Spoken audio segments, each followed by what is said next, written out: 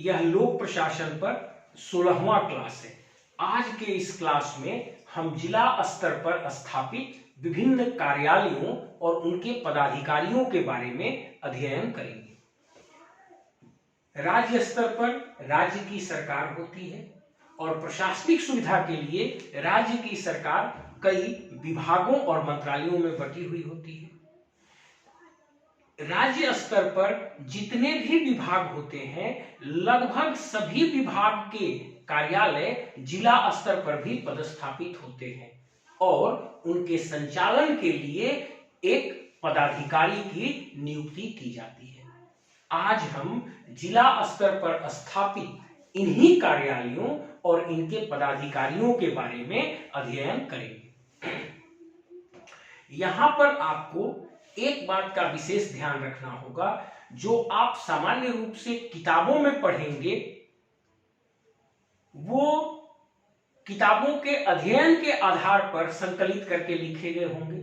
और चूंकि मैं एक प्रशासक हूं, सीधे प्रशासन में हूं, तो मैं उन लिखी हुई बातों के साथ मेरे जो प्रशासन के दौरान अनुभव हैं, जो जानकारियां हैं, उनको समाहित करते हुए मैं परिमार्जित रूप से चीजों को यहाँ पर चीजों का विवरण दूंगा। इसलिए थोड़ा अंतर तो इसलिए होगा क्योंकि मैं स्वयं प्रशासन में हूं और उसके अनुसार भी उन चीजों को मैं बताऊंगा।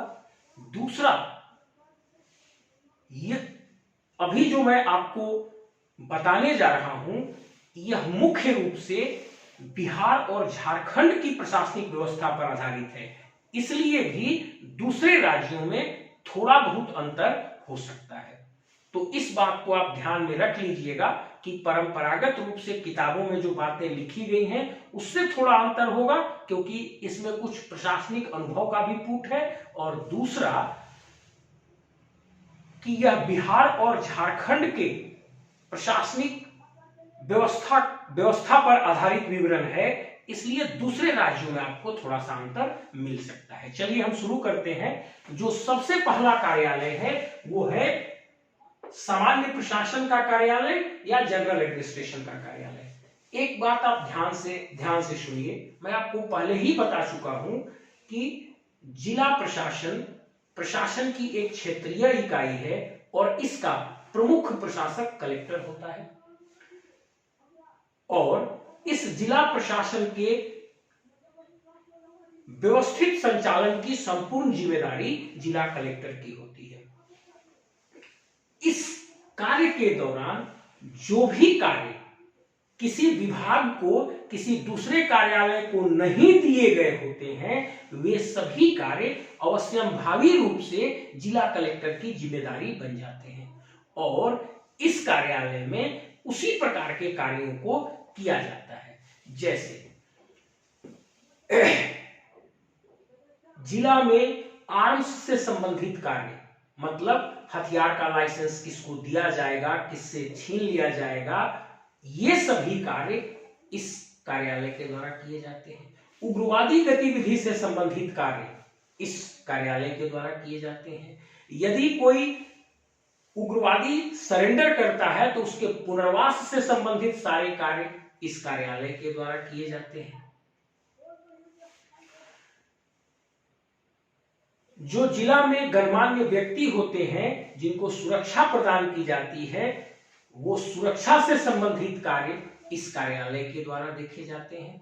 इस प्रकार से इस कार्यालय के कार्य बहुत ही सेंसिटिव प्रकृति के होते हैं और ये ऐसे कार्य हैं जो किसी दूसरे विभाग या कार्यालय को जिला स्तर पर नहीं सौंपा गया है और यह कार्यालय सीधे कलेक्टर, डीएम या डीसी, जिस नाम से भी आप अपने राज्य में पुकारते हो, उनके सीधे नियंत्रण में यह कार्यालय कार्य करता है। हालांकि यहां पर जिला कलेक्टर को मदद पहुंचाने के लिए राज्य प्रशासनिक सेवा के पदाधिकारी अर्थात किसी डिप्टी कलेक्टर को सामान्य शाखा का प्रभारी बना दिया जाता है, लेकिन यह कार्यालय सीधे कलेक्टर के नियंत्रण में ही कार्य करता है। अब आइए दूसरा कार्यालय है निबंधन कार्यालय या रजिस्ट्री ऑफिस। राज्य स्तर पर यह कार्यालय राजस्व विभाग का हिस्सा है और इस कार्यालय के सुचारू संचालन के लिए जिला स्तर पर जिस पदाधिकारी को नियुक्त किया जाता है उन्हें अवर निबंधन पदाधिकारी या सब रजिस्ट्रार कहकर पुकारा जाता है। ये जो पदाधिकारी होते हैं यह रजिस्ट्री सेवा के पदाधिकारी होते हैं और जिन जिलों में इस सेवा के पदाधिकारी उपलब्ध नहीं होते हैं उन जिलों में राज्य प्रशासनिक सेवा के पदाधिकारी अर्थात डिप्टी कलेक्टर को ही अवर निबंधन पदाधिकारी के रूप में पदस्थापित किया जाता है और इस कार्यालय पर भी जिला के कलेक्टर का प्रत्यक्ष नियंत्रण होता है क्योंकि जिला का निबंधन पदाधिकारी भी कलेक्टर ही होते हैं। अब इस कार्यालय का कार्य क्या है? तो जितनी भी जमीन की खरीद बिक्री होती है उसके लिए केवाला को रजिस्ट्री कराया जाता है। आप सुने होंगे कि हम जमीन रजिस्ट्री कराने जा रहे हैं, तो जमीन की जो रजिस्ट्री होती है वह इसी कार्यालय में होती है। मतलब जमीन के खरीद बिक्री का जो दस्तावेज होता है, जमीन के खरीद बिक्री के उस दस्तावेज को केवाला कहते हैं और उस केवाला की रजिस्ट्री इसी कार्यालय में होती है और जब इस कार्यालय से रजिस्ट्री हो जाती है तब वह खरीद बिक्री पक्की मानी जाती है। इस कार्यालय में शादी विवाह का भी रजिस्ट्रेशन किया जाता है। मेरे ख्याल में यहां तक ये क्लियर हो गया होगा। अब आइए तीसरा कार्यालय है आबकारी कार्यालय या एक्साइज ऑफिस। आबकारी के नाम से आप लोग कम ही जानते होंगे, एक्साइज ऑफिस के नाम से इसे ज्यादा आप जानते होंगे। राज्य स्तर पर यह एक्साइज डिपार्टमेंट का कार्यालय है। इस कार्यालय के पदाधिकारी को डिस्ट्रिक्ट एक्साइज ऑफिसर कहा जाता है और यह इसके लिए एक अलग सेवा या अलग काडर है और उसी काडर के पदाधिकारी को डिस्ट्रिक्ट एक्साइज ऑफिसर के रूप में नियुक्त किया जाता है। इसका मुख्य कार्य शराब लीकर जो होता है उस पर नियंत्रण भी करना है और उससे जो भी कर सरकार को मिलने चाहिए उसकी वसूली करके सरकार को देना है। अब जो चौथा कार्यालय है यह है स्वास्थ्य कार्यालय या हेल्थ ऑफिस। जिला स्तर पर स्वास्थ्य कार्यालय का मतलब है जिला का सदर अस्पताल या जिला का सरकारी अस्पताल। इस कार्यालय के जो प्रमुख पदाधिकारी या हेड होते हैं उन्हें सीएस या सिविल सर्जन कहा जाता है। यह जिला के एक वरिष्ठ डॉक्टर होते हैं और उन्हीं को यह पद दिया जाता है। इस ऑफिस का, इस कार्यालय का अर्थात सदर अस्पताल का नाम से ही आपको स्पष्ट है कि मुख्य कार्य लोगों को चिकित्सा की सुविधा उपलब्ध कराना है और इनके कंट्रोल में बहुत सारे सीएचसी और पीएचसी। सीएचसी का मतलब हुआ कम्युनिटी हेल्थ सेंटर और पीएचसी का मतलब हुआ प्राइमरी हेल्थ सेंटर। तो जिला में विभिन्न प्रखंडों में सीएचसी और PHC community health centre and primary health centre स्थापित किए जाते हैं और वे सभी कम्युनिटी और प्राइमरी हेल्थ सेंटर इन्हीं सिविल सर्जन के कंट्रोल में काम करते हैं और ये सिविल सर्जन सदर अस्पताल और कम्युनिटी हेल्थ सेंटर और प्राइमरी हेल्थ सेंटर के माध्यम से लोगों को स्वास्थ्य की सुविधाएं उपलब्ध कराते हैं। यह कार्यालय राज्य स्तर पर स्वास्थ्य विभाग का हिस्सा होता है और कई मायनों में जिला कलेक्टर का इस कार्यालय पर भी लगभग प्रत्यक्ष नियंत्रण होता है। अब पांचवा कार्यालय है शिक्षा कार्यालय या जिला शिक्षा विभाग का कार्यालय। इसे एजुकेशन ऑफिस भी कहते हैं और बिहार झारखंड में मुख्य रूप से इसको डीईओ का ऑफिस, डीईओ का ऑफिस के रूप से, डीओ ऑफिस ऐसे लोग बोलते हैं, के नाम से लोग जानते हैं। इस शिक्षा विभाग के कार्यालय के जो प्रमुख पदाधिकारी होते हैं उन्हें जिला शिक्षा पदाधिकारी और अंग्रेजी में डिस्ट्रिक्ट एजुकेशन ऑफिसर कहा जाता है। ये पदाधिकारी शिक्षा सेवा के पदाधिकारी होते हैं। राज्य की जो पब्लिक सर्विस कमीशन है, उस पब्लिक सर्विस कमीशन के द्वारा शिक्षा सेवा के पदाधिकारियों का चयन किया जाता है और शिक्षा सेवा के पदाधिकारी को ही डिस्ट्रिक्ट एजुकेशन ऑफिसर के रूप में पदस्थापित किया जाता है। जहां पर शिक्षा सेवा के पदाधिकारी उपलब्ध नहीं होते हैं, वहां फिर राज्य प्रशासनिक सेवा अर्थात डिप्टी कलेक्टर को ही डीईओ का भी प्रभार दे दिया जाता है। अब जो है इसका कार्य क्या है, तो जिला में जो उच्च विद्यालय जितने भी होते हैं उन सभी विद्यालयों का नियंत्रण, पर्यवेक्षण और प्रशासन का कार्य इस कार्यालय के द्वारा किया जाता है। इस जगह में एक चीज आपको और बता दूं, आपने डीएसई का भी नाम सुना होगा, डिस्ट्रिक्ट सुपरिंटेंडेंट ऑफ एजुकेशन। जो डिस्ट्रिक्ट सुपरिंटेंडेंट ऑफ एजुकेशन है डीएसई, वो मिडिल और प्राइमरी स्कूल पर नियंत्रण रखते हैं, जबकि ये उच्च विद्यालय पर डीईओ नियंत्रण रखते हैं। अब आ जाइए, जो अगला कार्यालय है वो है सहकारिता विभाग।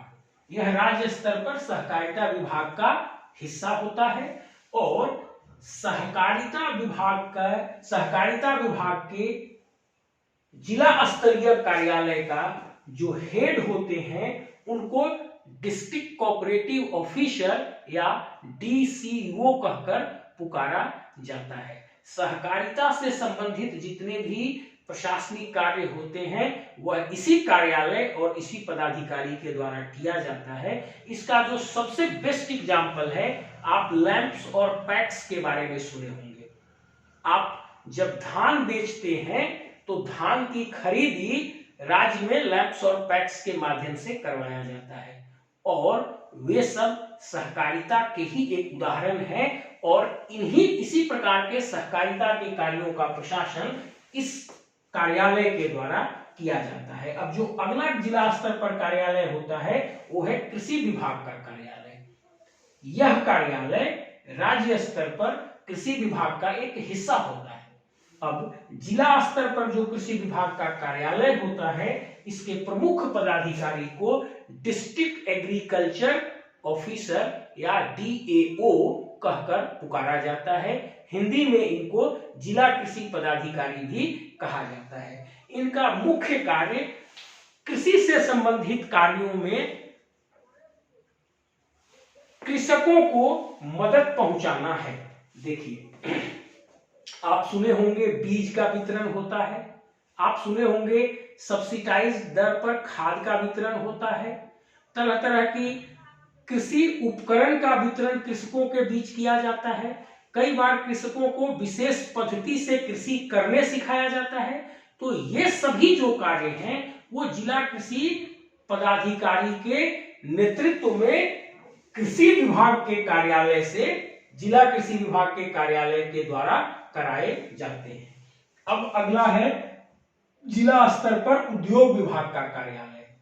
इसके पदाधिकारी को डिस्ट्रिक्ट इंडस्ट्रीज ऑफिसर कहा जाता है।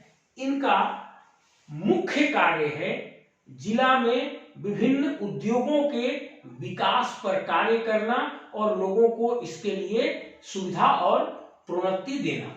ये जो है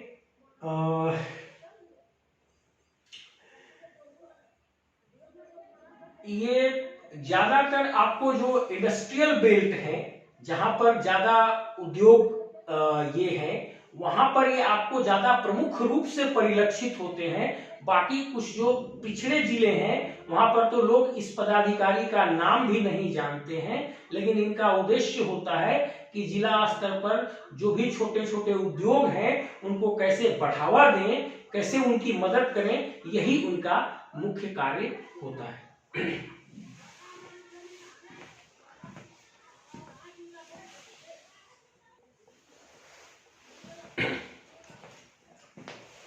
अब देखिए, जो जिला स्तर पर अगला कार्यालय है वो है समाज कल्याण का कार्यालय, जिला समाज कल्याण कार्यालय। आप अपने गांव घर में आंगनवाड़ी देखते होंगे और इसके माध्यम से छोटे छोटे बच्चों को, गर्भवती और धात्री महिलाओं को पोषक आहार और स्वास्थ्य से संबंधी भी कुछ सुविधाएं उपलब्ध कराई जाती हैं। और पूरे जिले में कई आंगनबाड़ी केंद्र होते हैं। ये सभी जो आंगनबाड़ी केंद्र होते हैं और महिलाओं को और छोटे बच्चों को जो पोषण से संबंधित और कुछ हद तक स्वास्थ्य से संबंधित भी जो सुविधाएं उपलब्ध कराई जाती हैं, वह इसी जिला समाज कल्याण कार्यालय का कार्य होता है। इस कार्यालय के जो पदाधिकारी होते हैं उनको DSWO या डिस्ट्रिक्ट सोशल वेलफेयर ऑफिसर के नाम से पुकारा जाता है। इस पद पर भी सामान्य रूप से राज्य प्रशासनिक सेवा के डिप्टी कलेक्टर को पदस्थापित किया जाता है। अब जो अगला कार्यालय है वो है जिला कल्याण का कार्यालय। आप ध्यान से समझिए, हम यहाँ पर जिला समाज कल्याण का कार्यालय कहे हैं और उनके पदाधिकारी को DSWO कहे हैं। और मैंने कार्य भी बताया कि आंगनबाड़ी के माध्यम से महिलाओं और बच्चों को जो पोषण की सुविधा उपलब्ध कराना है वही उसका मुख्य उद्देश्य है। कुछ हाइजीन और स्वास्थ्य संबंधी भी सुविधाएं उपलब्ध कराई जाती हैं। अब मैं बात कर रहा हूं जिला कल्याण कार्यालय का। ये जो जिला कल्याण कार्यालय है यह मुख्य रूप से आदिम जनजाति, जनजाति, अल्पसंख्यक और पिछड़ा वर्ग के लोगों के उत्थान के लिए कार्य करता है। आप देखेंगे जो आदिम जनजाति, जनजाति या अल्पसंख्यक वर्ग के लोग हैं उनकी कला और संस्कृति से चीजें जो जुड़ी हुई चीजें हैं उनके निर्माण से संबंधित कार्य यहां से कराए जाते हैं, जैसे सरना, मसना, कब्रिस्तान। इन चीजों का देखभाल इस कार्यालय के द्वारा किया जाता है। और जो भी आदिम जनजाति, जनजाति और अल्पसंख्यक पिछड़ा वर्ग के लोग होते हैं, अनुसूचित जनजाति के लोग होते हैं, उनके शिक्षा से संबंधित कार्यों को भी इस कार्यालय के द्वारा देखरेख किया जाता है। जो इस वर्ग के जो भी छात्र और छात्रा नीचे के स्कूलों में अध्ययन करते हैं और उच्च शिक्षाओं के लिए भी कॉलेजेस में अध्ययन करते हैं, उन सभी को छात्रवृत्ति प्रदान किया जाता है सरकार की ओर से। और इन सभी समुदाय के लोगों को जो छात्रवृत्ति प्रदान की जाती है, चाहे वो प्राइमरी शिक्षा हो, माध्यमिक शिक्षा हो, हाई स्कूल हो या उसके बाद विभिन्न कॉलेज में जैसे बीएड, कोई मेडिकल, कोई लॉ, इस तरह से कर रहा होता है, उन लोगों को भी छात्रवृत्ति की सुविधाएं प्रदान की जाती हैं। और इस प्रकार की इस प्रशासन की देखभाल इस जिला कल्याण कार्यालय के द्वारा किया जाता है। मतलब इस कार्यालय का मुख्य उद्देश्य है समाज के आदिम जनजाति, जनजाति, एससी समुदाय, अल्पसंख्यक समुदाय और पिछड़ा वर्ग के लोगों के उत्थान के लिए ये विशेष रूप से प्रेरित कार्यालय है। और इस कार्यालय के द्वारा इस वर्ग के लोगों को चिकित्सा संबंधी भी कुछ सुविधा मुहैया कराया जाता है। इस कार्यालय के माध्यम से आदिम जनजाति लोगों को बिरसा आवास की सुविधा भी प्रदान की जाती है। और आदिम जनजाति और आदिवासी समुदाय का जो कला संस्कृति का केंद्र है, जैसे सरना मसना आदि, उसका निर्माण कराया जाता है। और अल्पसंख्यक समुदाय के लोगों के लिए कब्रिस्तान का निर्माण भी इसके द्वारा कराया जाता है। मतलब यह जो कार्यालय है यह समुदाय विशेष के उत्थान के लिए विशेषीकृत रूप से फोकस्ड होता है। अब जो अगला कार्यालय है वो है जेल। प्रत्येक जिला में एक जेल होता है, आप जानते हैं। इसी को जिला स्तरीय जेल कार्यालय कहिए या जेल कहिए, यह जिला स्तर का एक कार्यालय है।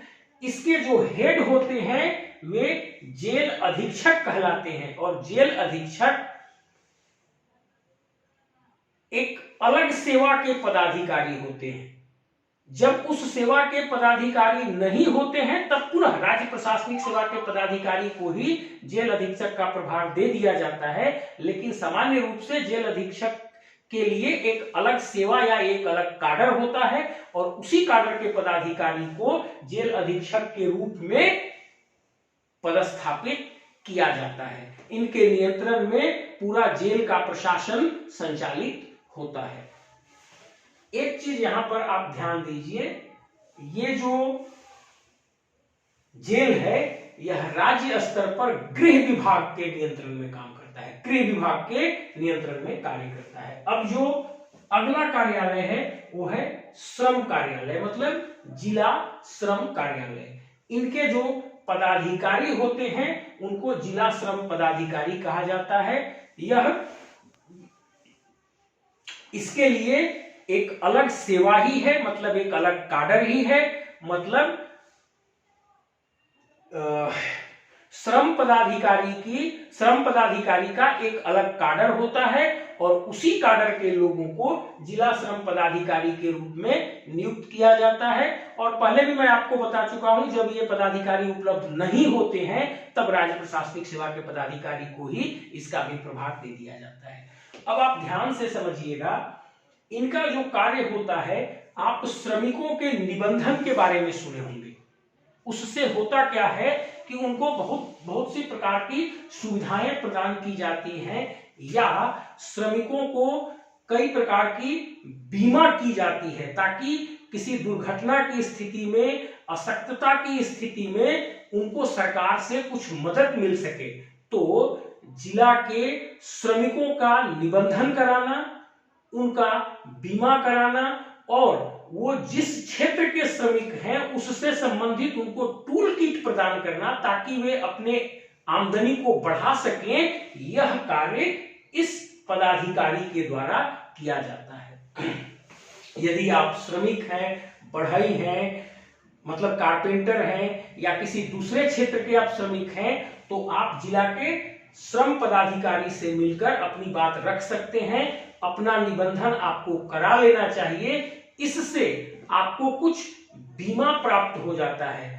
किसी स्थिति में, ईश्वर न करे किसी के साथ हो, लेकिन यदि आपके साथ कोई दुर्घटना हो जाती है, अशक्तता हो जाती है, तब आपका परिवार एक अंधेरे में पड़ जाता है, उसके पास कोई आर्थिक सहायता नहीं रह जाती। लेकिन यदि आपका निबंधन किया हुआ रहेगा, बीमा कराया हुआ रहेगा, तब सरकार की ओर से आपके परिवार को एक सहायता मिल सकती है। इसलिए जो भी श्रमिक हैं उन्हें इस पदाधिकारी से मिलकर अपना निबंधन जरूर कराना चाहिए। और आप जिस क्षेत्र में काम करते हैं उससे संबंधित टूल किट भी मांग आप इनसे कर सकते हैं। अब अगला जो है वो है पब्लिक वर्क डिपार्टमेंट या पब्लिक वर्क का कार्यालय। आप लोग इसको पीडब्ल्यूडी के नाम से अक्सर जानते हैं, पीडब्ल्यूडी, पब्लिक वर्क डिपार्टमेंट।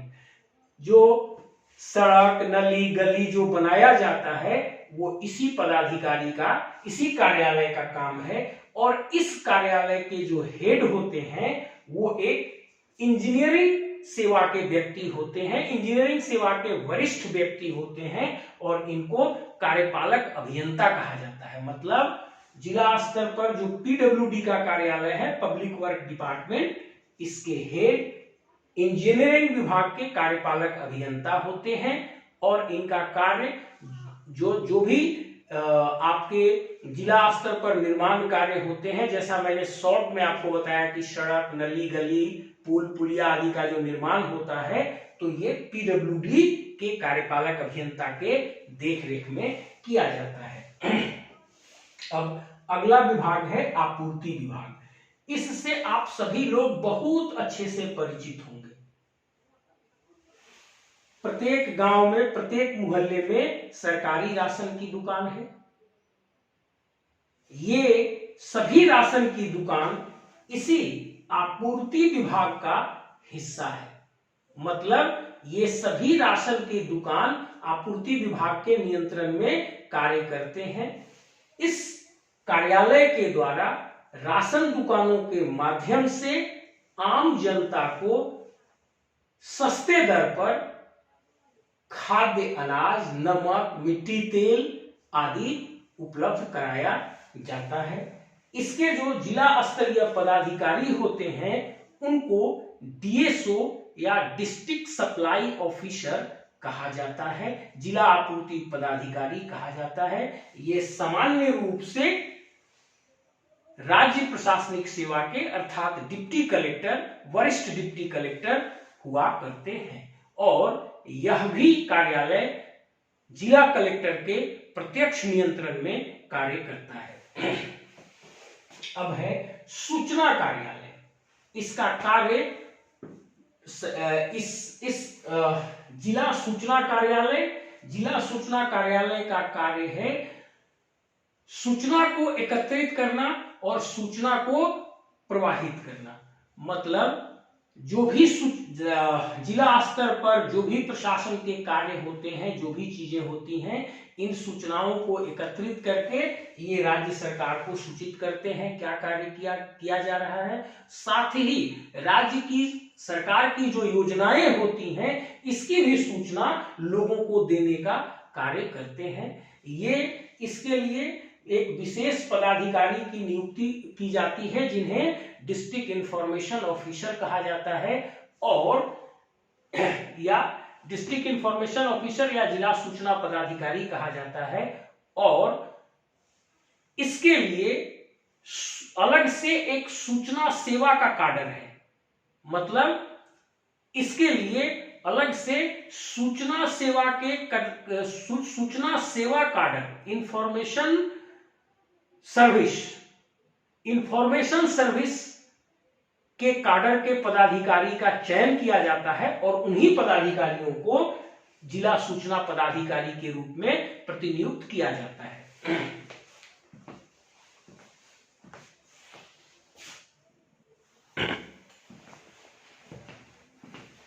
अब जो अगला कार्यालय है वो कार्यालय है जिला वेटनरी कार्यालय। आप वेटनरी डॉक्टर के नाम से बहुत जानते होंगे इसको।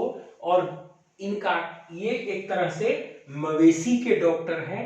मतलब कृषि का एक अभिन्न अंग है पशुपालन और पशुपालन में मवेशी का जो चिकित्सा से संबंधित कार्य है वो इस वेटनरी कार्यालय के द्वारा किया जाता है।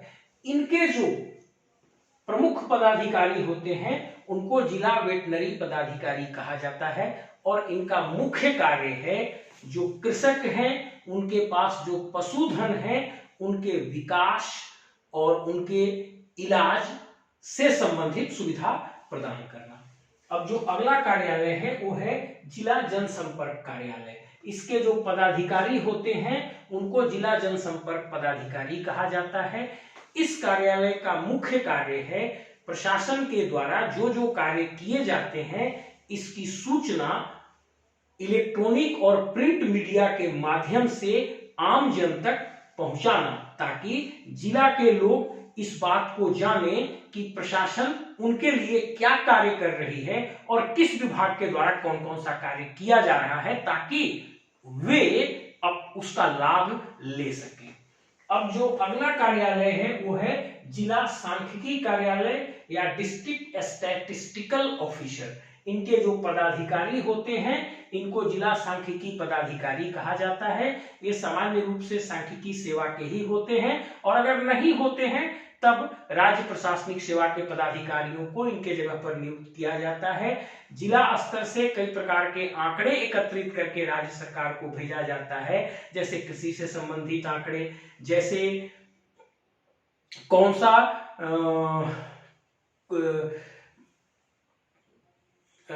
जैसे आप धान हुआ, गेहूं हुआ, मतलब कौन सा फसल जिले में किस स्तर पर हुआ, कितना हुआ, वैसे ही इंडस्ट्री से संबंधित आंकड़े और कई प्रकार के आंकड़ों का एकत्रीकरण जिला के स्तर पर सरकार कराती है। तो जो आंकड़ों का एकत्रीकरण किया जाता है वो इसी डिस्ट्रिक्ट स्टैटिस्टिकल ऑफिसर के माध्यम से किया जाता है। अब जो अगला कार्यालय है वो है जिला पंचायती राज कार्यालय।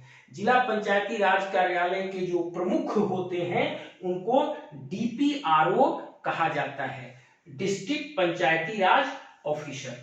आप ध्यान से इस बात को समझिएगा,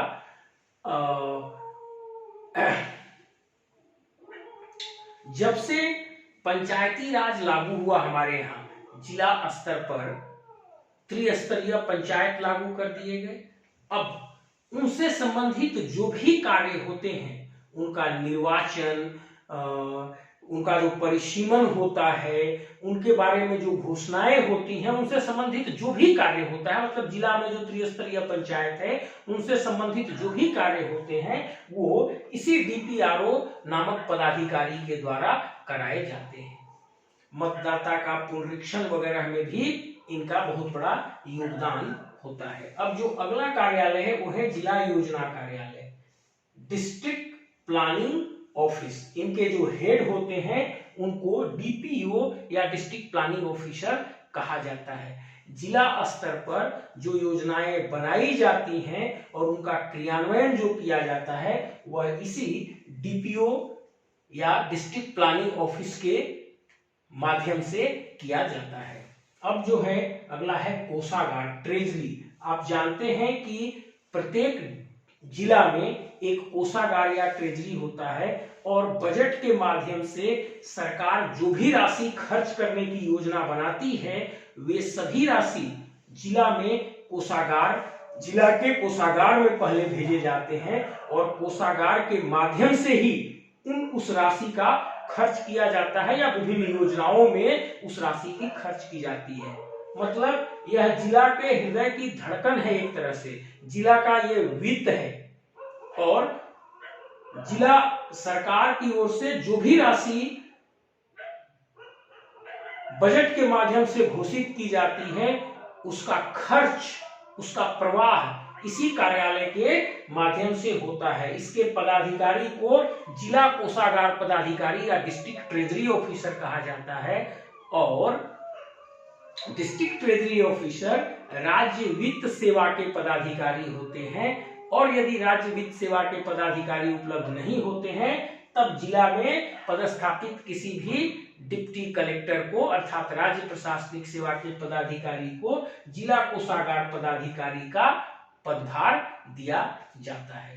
हालांकि इसको संचालित करने के लिए जिला कोषागार पदाधिकारी होते हैं, लेकिन यह कोषागार भी जिला कलेक्टर के डायरेक्ट कंट्रोल में या प्रत्यक्ष नियंत्रण में कार्य करता है। अब अगला जिला परिवहन कार्यालय। जिला परिवहन कार्यालय के प्रमुख को डिस्ट्रिक्ट ट्रांसपोर्ट ऑफिसर कहा जाता है। सामान्य रूप से राज्य प्रशासनिक सेवा के पदाधिकारी को अर्थात डिप्टी कलेक्टर को डिस्ट्रिक्ट ट्रांसपोर्ट ऑफिसर के रूप में पदस्थापित किया जाता है। प्रत्येक जिले में जिला परिवहन का एक कार्यालय होता है और जिला के अंतर्गत जितने भी वाहन क्रय किए जाते हैं या विक्रय किए जाते हैं उनका रजिस्ट्रेशन, जो आप वाहन के पीछे नंबर देखते हैं वो आपके रजिस्ट्रेशन का नंबर होता है और उसका जो रजिस्ट्रेशन किया जाता है वो इसी जिला परिवहन कार्यालय के माध्यम से किया जाता है। साथ ही आप ड्राइविंग लाइसेंस के बारे में सुने होंगे। ड्राइविंग लाइसेंस इसी कार्यालय के द्वारा दिया जाता है। मतलब जिला में जितने भी वाहन की खरीद बिक्री होती है उसका रजिस्ट्रेशन करने का कार्य इस कार्यालय का है। साथ ही परिवहन से संबंधित प्रशासन को नियमों को लागू कराने की भी जिम्मेदारी इस कार्यालय की है। कई बार सड़क सुरक्षा कार्यक्रम इनके द्वारा आयोजित किया जाता है। कई बार वाहन की चेक की जांच की जाती है सड़क पर और उससे संबंधित प्रशासनिक कार्य किए जाते हैं। साथ ही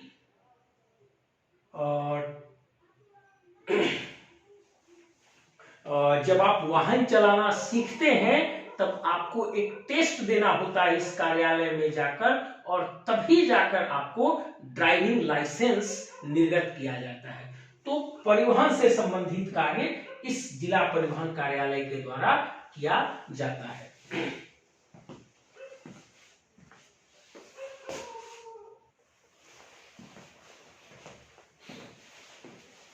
जिला स्तर पर जो अगला महत्वपूर्ण कार्यालय है वह है पुलिस विभाग का कार्यालय और इस कार्यालय के जो जिला स्तरीय हेड होते हैं उन्हें सुपरिंटेंडेंट ऑफ पुलिस या पुलिस अधीक्षक कहा जाता है। ये आईपीएस सेवा के पदाधिकारी होते हैं, इंडियन पुलिस सर्विस सेवा के पदाधिकारी होते हैं। इनका बेसिक प्रशिक्षण मसूरी एलबीएस एकेडमी में होता है और बाद में इनका प्रशिक्षण सरदार वल्लभ भाई पटेल एकेडमी हैदराबाद में, पुलिस एकेडमी हैदराबाद में किया जाता है। आप ये मुख्य रूप से क्रिमिनल एडमिनिस्ट्रेशन का एक हिस्सा है, क्रिमिनल प्रशासन का एक हिस्सा है। इनका मुख्य कार्य क्राइम को कंट्रोल करना, गुनाहगार को न्यायालय के माध्यम से सजा दिलाना तथा कानून व्यवस्था में मजिस्ट्रेट को मदद पहुंचाना होता है। यही इनका 3 मुख्य कार्य है। आप जो जिला पुलिस का जो कार्यालय है, इनके हेड जो सुपरिंटेंडेंट ऑफ पुलिस हैं, इनके नीचे अनुमंडल स्तर पर अनुमंडल पुलिस पदाधिकारी होते हैं और फिर अनुमंडल कई थाना में बटा हुआ होता है और प्रत्येक थाना में एक थाना इंचार्ज होते हैं। मतलब आप अपने जिला के अंतर्गत जितने भी अनुमंडल पुलिस पदाधिकारी का कार्यालय और थाना देखते हैं, वे सभी कार्यालय यही सुपरिंटेंडेंट ऑफ पुलिस के प्रत्यक्ष नियंत्रण में कार्य करते हैं। हालांकि 1973 में सीआरपीसी में किए गए अमेंडमेंट से कलेक्टर अर्थात डिस्ट्रिक्ट मजिस्ट्रेट का पुलिस कार्यालय पर से नियंत्रण बहुत हद तक शिथिल हो गया है। फिर भी इंडियन पुलिस एक्ट जो 1861 है उसके माध्यम से और कुछ अन्य प्रावधानों के माध्यम से अभी भी कुछ हद तक नियंत्रण डिस्ट्रिक्ट मजिस्ट्रेट का जिला पुलिस के कार्यालय पर होता है। मुख्य रूप से लॉ एंड ऑर्डर के मामले में, मुख्य रूप से कानून व्यवस्था प्रशासन के मामले में। अब जो है अगला कार्यालय है वो है वन विभाग का कार्यालय। वन विभाग के कार्यालय के हेड को डीएफओ या डिस्ट्रिक्ट फॉरेस्ट ऑफिसर कहा जाता है। ये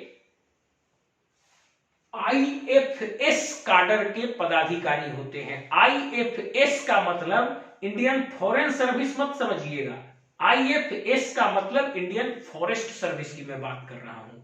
मतलब भारतीय वन सेवा कैडर के पदाधिकारी को डिस्ट्रिक्ट फॉरेस्ट ऑफिसर के रूप में नियुक्त किया जाता है और जिला के अंतर्गत जो भी वन प्रक्षेत्र होते हैं उनकी सुरक्षा और विकास की जिम्मेदारी इसी पदाधिकारी की होती है।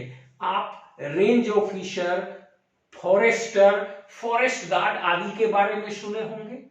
वे सभी पदाधिकारी इसी पदाधिकारी के मातहत कार्य करते हैं। एक बात ध्यान दीजिएगा, 3 ही अखिल भारतीय सेवा के पदाधिकारी होते हैं। एक आईएएस जो कलेक्टर के रूप में पदस्थापित होते हैं, दूसरा आईपीएस जो एसपी के रूप में पदस्थापित होते हैं और तीसरा आईएफएस इंडियन फॉरेस्ट सर्विस जो कि डीएफओ के रूप में पदाधिकारी पदस्थापित होते हैं। और यही 3 अखिल भारतीय सेवाएं अभी हमारे देश में बची हुई हैं। अब यहां तक लगभग हमने बहुत डिटेल में न जाकर सरल तरीके से आपको समझाने की कोशिश किया, ताकि आप आसानी से जिला स्तर के विभिन्न कार्यालयों और उनके पदाधिकारियों को समझ सकें, और इससे आपको काफी समझ हुई होगी कि आपका यदि कोई कार्य है तो वो किस विभाग से जुड़ता है, किस कार्यालय से जुड़ता है, और आपको किस कार्यालय में अपने मांग के लिए जाना चाहिए। चलिए, मेरे ख्याल में जिला स्तर पर लगभग जितने प्रमुख कार्यालय हैं वे इसमें कवर हो चुके। अब पूरा क्लास सुनने के बाद यदि आपको लगता है कि यह आपके लिए उपयोगी है, तब मेरा मनोबल बढ़ाने के लिए या मुझे रिवार्ड करने के लिए आप इसे लाइक जरूर कीजिएगा और सब्सक्राइब कीजिएगा। यदि आपको लगता है ये उपयोगी नहीं है, तब आप इसे डिसलाइक भी जरूर कीजिएगा और कमेंट कीजिएगा, ताकि उसके अनुसार मैं इसमें सुधार करने की कोशिश करूंगा। मेरा उद्देश्य है कि लोक प्रशासन के लिए किसी गांव के गरीब स्टूडेंट को जो बाहर जाकर कोचिंग में नहीं पढ़ सकता, उस तक मैं लोक प्रशासन विषय की संपूर्ण और विस्तृत जानकारी पहुंचाऊं, और वह सिविल सेवा में आने से इस कारण से वंचित न रह जाए ताकि वह किसी बड़े कोचिंग संस्थान में दाखिला नहीं ले सकता और वहां से अध्ययन नहीं कर सकता। यही मेरा उद्देश्य है। Thank you.